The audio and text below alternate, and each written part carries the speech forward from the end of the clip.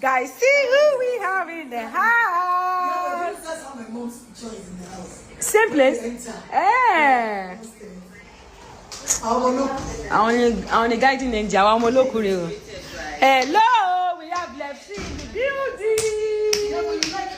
Lefty in the building because that's the only thing we have in common. Left hands. Eh. Amen. Amen. Amen. Amen. Amen. Amen.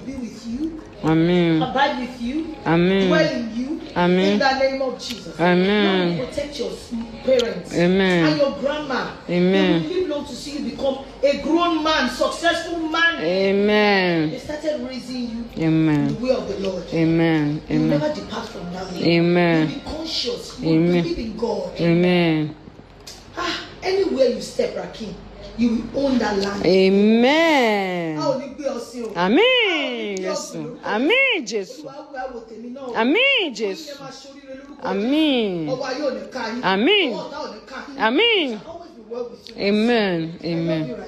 Love you. Yeah. Yes, so birthday me. Show no my stubborn bit here, right?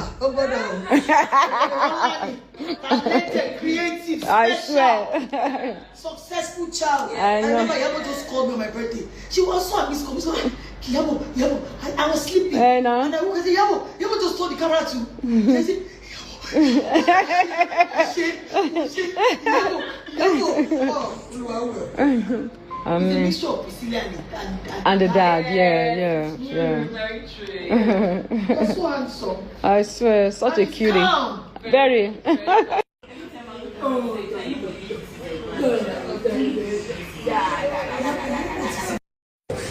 Hello. Guys, see who we have in the house. That's how my mom's picture is in the house. Same place? Eh. I only guiding in Hello, we have Lefty in the building. Lefty in the building because that's the only thing we have in common. Left hands. Eh. Amen. Amen. Amen. Amen. Amen. Amen. Amen.